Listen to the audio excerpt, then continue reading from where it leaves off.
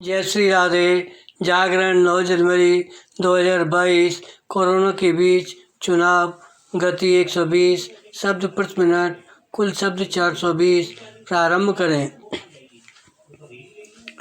आखिरकार निर्वाचन आयोग ने 5 राज्यों के विधानसभा चुनावों की तिथियां घोषित कर दी। विराम।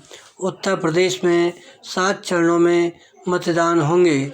मणिपुर में 2 चरणों में और पंजाब, उत्तराखंड और गोवा में 1 चरण में ही नतीजे के लिए 10 मार्च का इंतजार करना होगा।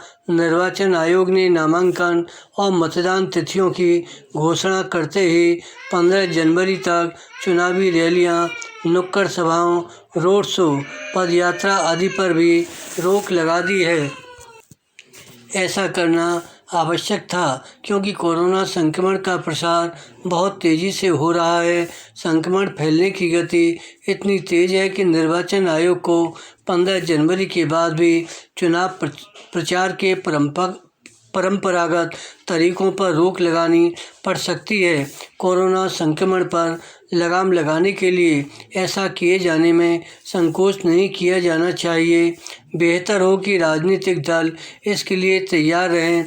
उन्हें 15 जनवरी के बाद भी डिजिटल चुनाव प्रचार पर निर्भर रहना पड़ सकता है। इसमें थोड़ी समस्याएं आ सकती हैं क्योंकि डिजिटल चुनाव प्रचार की कुछ सीमाएं हैं।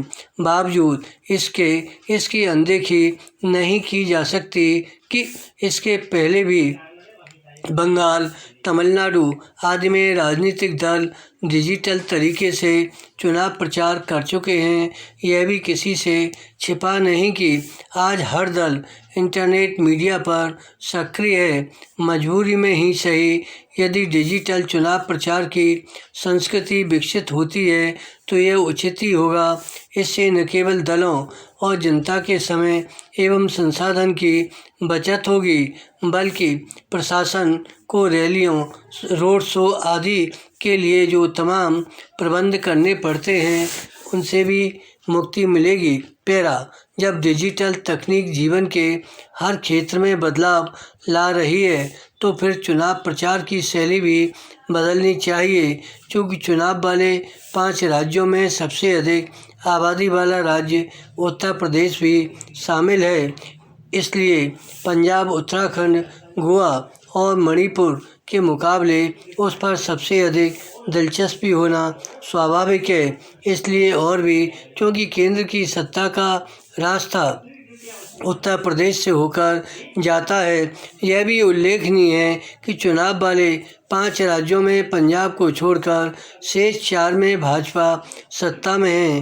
कहाँ कितना कांटे का संघर्ष होता है यह चुनाव नतीजे ही बताएंगे, लेकिन इतना तो है ही कि चुनाव प्रचार जनता से जुड़े मुद्दों पर केंद्रित रहे तो बेहतर।